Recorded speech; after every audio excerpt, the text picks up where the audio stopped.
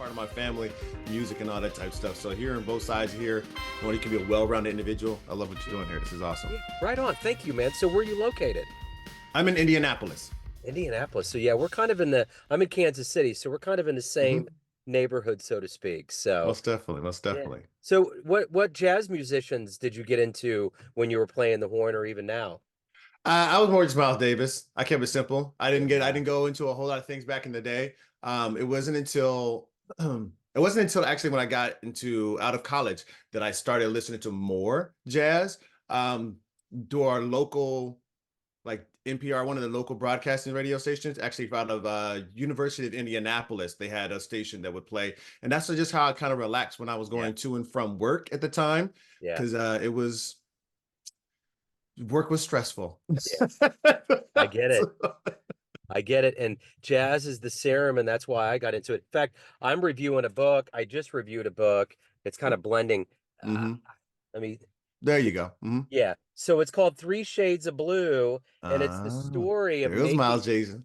it's the story of making kind of blue, but it's about a lot of it's all about Miles. It's about the author interviewed him and really Mm. digs into his life and how he came up with the sound and the whole thing. It's fascinating. I mean, his life is, oh man, they can make 1,000 movies and they wouldn't still wouldn't scratch the surface.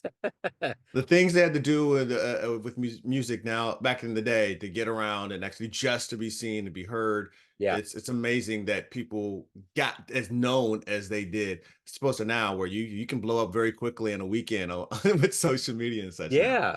Well, and the fact that Miles and all these guys would just get harassed all the time. Hmm. And half of them would go to Denmark or other countries or France because they felt Hmm. comfortable.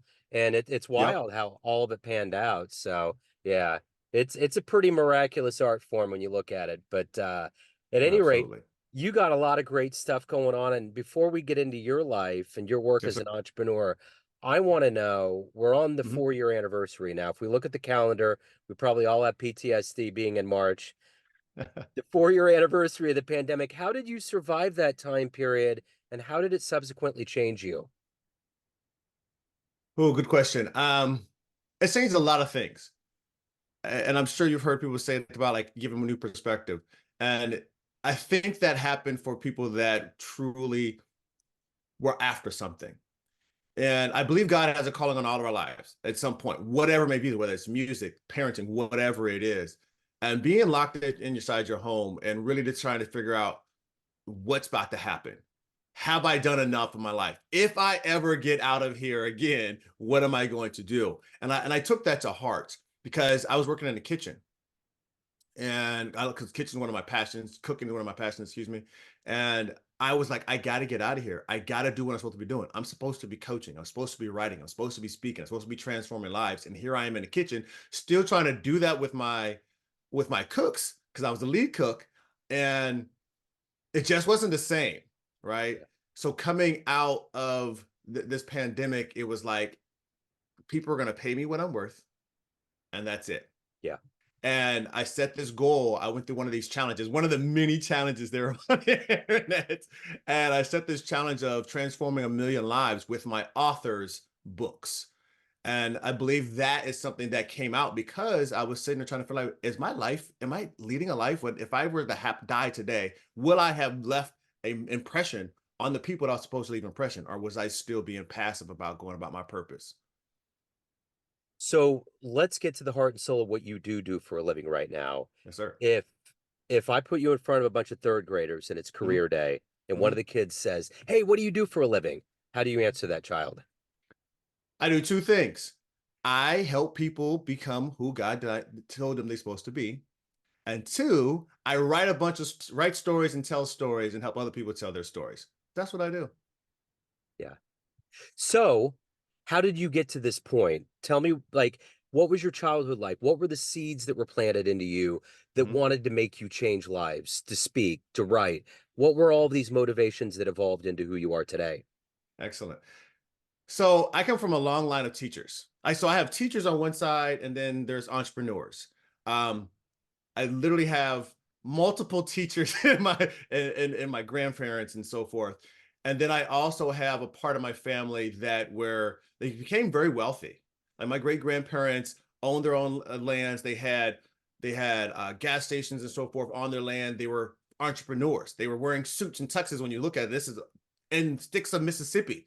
Yeah. So this is not normal. So I have both sides. So that's always been inside of me. But growing up, I was a kid that was constantly learning. I literally found my dad's college algebra book in the year between sixth grade and seventh grade. We had moved to Indianapolis. I was a baseball player my entire life. I even got drafted and went to college on a full athletic scholarship because of baseball. But I was also a nerd. Like I literally taught myself college algebra. The 1 year I didn't play baseball over the summertime, I picked up a college book and started teaching myself. Okay, that's who I am. Okay, but when I graduated from college, I started working for the government. And at this point, I had started drinking and partying a lot. I was living in DC. I was making good money. I had a nice car. I thought I could do anything. I was untouchable, right? And where it led me is down a path that my self confidence just kept diminishing and kept diminishing. And the more I was drinking, the more I was partying, the more I felt about myself. Something was disconnected. And I ended up started trying to become a pickup artist. Just I wanted to find this woman. I thought the woman would kind of complete me because I thought all my troubles were because my fiance left me. So I thought that was part of my problem.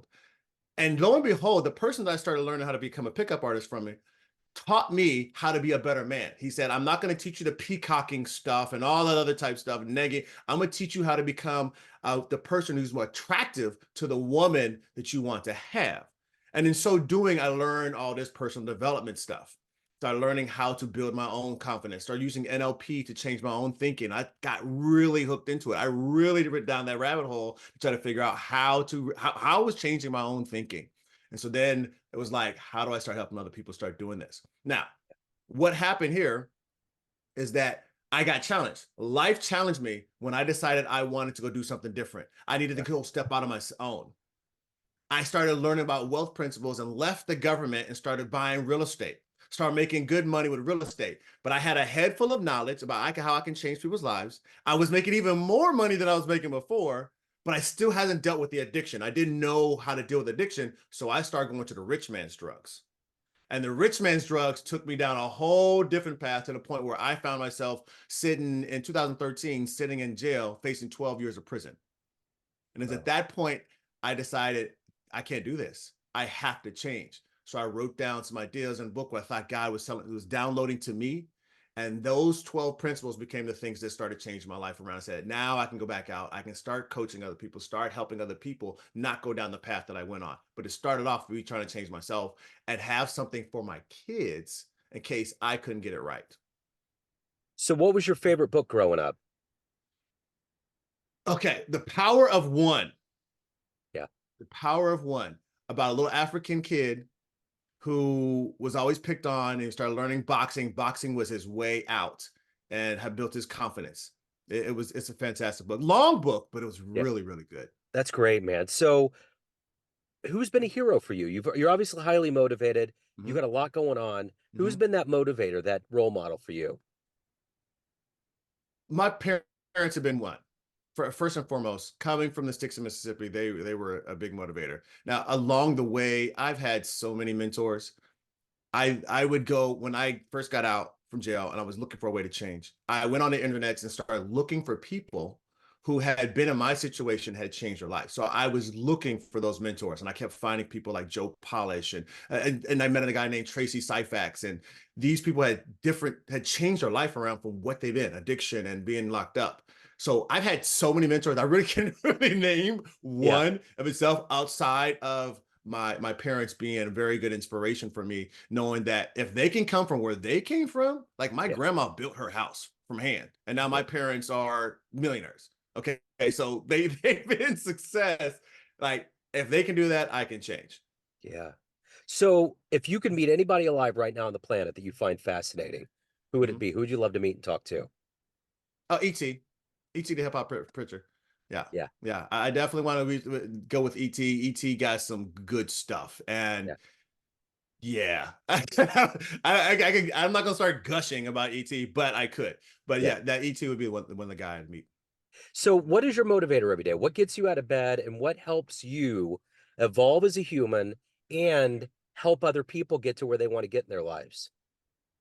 It's simply put, God, flat out God. I know that. I mean, I've been run over by a truck, so I have like metal all through my body. I'm a recovering addict. Like so many things have happened in my life that I'm like, I feel so blessed to be alive. And coming to that realization as I got into my recovery motivates me to go out and keep moving, doing the good work. Because, as I said, the calling was on my life a long time ago. I kept getting big headed, and every time I got big headed and lost sight of what I was supposed to be doing, I got in trouble. But as I get up now and focus on what I'm supposed to do, I get inspired to learn new things. What can I learn about psychology, about the brain, about this hack, about that high performance? How do I tell better stories? That gets me up to get out and go do what I'm supposed to be doing. I'm supposed to be making life happen every day, as my shirt says. So what's been your favorite client success story so far? Favorite client success story would have to be my guy Braden Smith, who's my first client. Yeah. And not only because he's doing things that I didn't expect him to do, but because it was that as a network marketing, he taught me that belief check. For those who don't know what a belief check is, in network marketing, the first thing you want to do with a new recruit is try to get them paid that first week, even if it's just $20. Now they have the belief that they can keep making money. But when Braden Smith got some successes in his business. He was a young guy. He had some problems with some weed and things of that nature. People didn't really know about it. So, it's been out there now, but as he started making these small changes and then start bringing on other people like, hey, you got to meet my guy Fortune, he's changing my life, and I didn't even know what I was doing. Really, I was just teaching what was on my heart.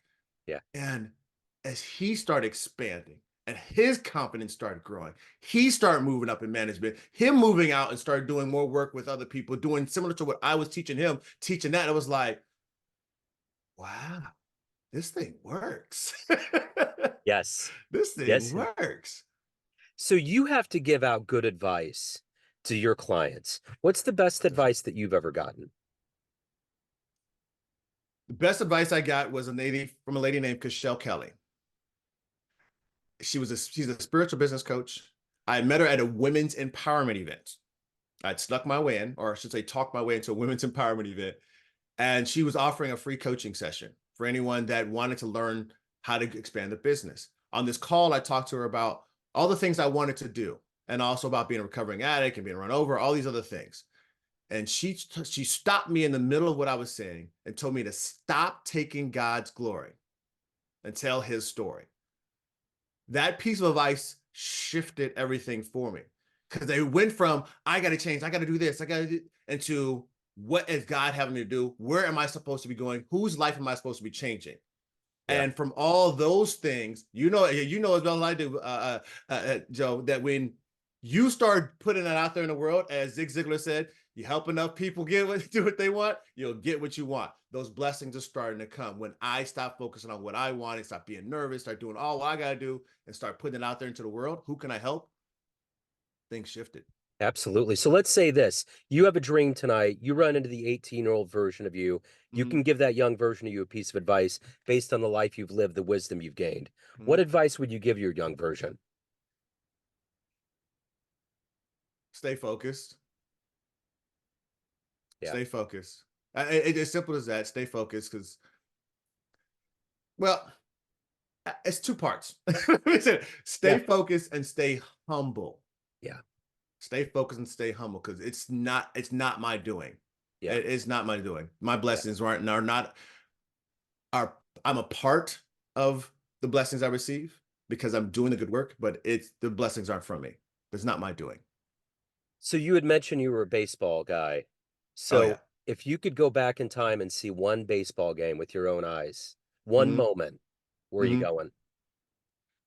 Oh, my guy is the wizard, Ozzie Smith. Yeah. So I got to go see Ozzie. Oh my God, I can't remember the name of the game right now, but the man makes a diving play up the middle, grabs the ball and flips his behind his back without looking. Oh, yeah, yeah, yeah. I remember that. Oh my God. I'm like, how does he do that? what just happened? Like, mind blowing. Yes, to see that live. Oh yeah, oh And yeah, he do all those flips coming out, get yeah, people freaked out. That was back in the day before cell phones. So there was just bulbs flashing all over the place. yep. I met him at a conference. I used to get Don't do that to me. sorry, dude. Yeah, I used to go meet these guys all the time, and it's funny you talking about your life. My hero growing up was Dwight Gooden. I love Oh, Doc. the doc. So I met him last September, dude. I still can't believe it happened. Mm-hmm. He came to Kansas City. We have the Negro Leagues Baseball Hall of Fame. He got inducted into Yep. the Hall of Game because Oh of all of wow. his multi his multi award winning years and the amount of games he won. Yeah. And I represent the media and I got in there. My son was with Mm. me. He's on the spectrum, and I didn't build it up to him, but I couldn't believe Doc walked in the room and I was like, this is my guy. And he didn't know me from anything, dude. And he Right. walked right up to me and he shook my hand and I just said, "Hey, I'm Joe Dimino." And he said, "Doc Gooden." And he just walked on. And I was like, oh, but I got to interview him. And they say Yeah. don't meet your heroes. Doc was the coolest cat. I mean, Ah, that's good. and it exudes off of him the gratefulness, where Mm-hmm. he's been, where Mm-hmm. he's going, who he is. He's clearly a very, very family oriented, just a Mm-hmm. cool cat, man. It was That's what's so up. nice, you know. That's what's up. The So doc. but yeah, dude. And but Ozzy was just at a card show. But Mm-hmm. I mean, that was back in the day when, the Royals played him in '85. I was bespeckled because it's the Wizard of Oz, man. Yes. That dude could do everything. He was good at the plate, Everything. he was good in the field. So uh Mm-hmm. so of all of these things that you've done in your life, you've been through so much. Mm-hmm. What are you the proudest of? Being a father right now. Well, let me change the word. I've been a father. Being a daddy. Yeah. And that's kind of just, cliche. It's the truth because for me, my when my son was born, I was still young, knucklehead, doing what I wanted to do, and I got into addiction. So I wasn't around as much as I should have been. But now being a single father to my daughter, I started realizing how many things I missed with my son, but had to rebuild the relationship. But now where, I call him almost every night. I learned that from a guy named Ryan Smith at of all things, a real estate event. He was teaching real estate investing, but he travels all over the world. And he talks about how he wanted to stay connected to his kids. And so every day he calls his kids at a certain time. And I was like, I need to start doing that. And that little thing started that rebuilding with my son, and I started seeing the impact of how it was me about just being connected. How do kids spell love? Time. And Yeah. so that's that daddy part. I've been a father, but being that daddy part is completely different. That is the best thing. Yeah, I realized, especially with COVID and Mhm. my son's on the spectrum, Mhm. there's so many things you're not in control of. There's a lot of Mhm. things that just get thrown at you. But when you are a parent, the one thing, the only thing that you're in control of is how you love the kids. Yeah. And it's all about being there and being present. And they're going to get so much from that. They're going to Mhm. learn. You don't have to say one word when you're around them because they're taking notes the whole time. Yes, they are. So everyone has a perception of you. There's all these people in your life, and all these people see you in a certain light. Yes, Family, sir. friends, clients, colleagues. But Mhm. you run the show. What's Mhm. your perception of you? Who do you think you are? I am a teacher through and through. Teacher, storyteller. That's who I am. I can't get away from it, as you can tell here. It's constantly telling, this is who I am. And I did the same thing in sports. Yesterday, I did a presentation for some kids. I told a story about the lions and the lambs to a bunch of elementary school students, and then up so I could teach them about courage. And then talked about how martial arts, because I'm a martial arts instructor, so how that helped me change and become more courageous. So I am a teacher and storyteller. That's what I'm supposed to be, and that's what I'm gonna keep doing. So we talked about jazz prior to Hmm. going on here Hmm. officially. So I'm curious, what's the best either jazz show or Hmm. concert that you've ever seen in your life? Oh, I have to confess, I've never been to one live. Wow. Well, I take that back. I've been to like some back rooms type of stuff down in Mississippi where it Yeah. was just on the side. Matter of fact, my cousin just was performing in one. Now, but so I have to confess, I have never been to one live. It's Okay. always been on recordings. We're gonna maybe we'll have to reconvene at some point and talk about it because I know some cats or there's a dude named Evan Drybread Hmm. specifically that's a jazz guy that's in Indianapolis. Indianapolis, and he Oh, talks okay. about the scene. So you might want to just see because I hear Indianapolis has some cats that are doing some stuff. Yeah. So that might be a good way to get in there because You said dry man, bread? his name is Evan Drybread, Okay. yeah, and he does stuff. But there's a good handful of people. I mean, the guitar player Wes Montgomery is from Yes. he's from here. There's a couple other cats that are from Indianapolis, but yeah, if you get a chance just to see the molecules move in a room when the Hmm. horn and the bass and the keys and the kit, Hmm. when all that comes together in unison, it's beautiful. And I know that Indianapolis has some premier joints to go to, so that'd be a good time, you Oh know. yeah, it's time to get back out doing things. I just saw earlier today when I was at stopped in a coffee spot and saw some open mics. Had to scan it. May have to get up on stage. I haven't Yeah, done it in a few years. So yeah, I'm ready to get back out here and see some more of these live things. It's a little more yeah, difficult because of being a single father, a little more yeah. difficult to get it out, I but get it. I'm ready. Yeah, I I'm dig it. so ready. 100%. So let me ask you this. If anyone wants to reach out, hire Yeah. you, learn more about you, Yes, sir. anything about your world, what's the good business? The good place to go to is D Arlando Fortune. That's D Arlando. That's spelled like Orlando, but with an A. DARLANDO FORTUNE.com. You see on there my books I have to offer, and then also my copywriting because I definitely help people tell their stories and help them write their books. Right on, man. I'm so glad we ran into each other. Thank you, sir. Thank you for your time. What an incredible story of evolution. Keep spreading the light, man. I appreciate your time today. Yes, sir. Appreciate it, Joe. Thank you for having me. Thank you. Take care.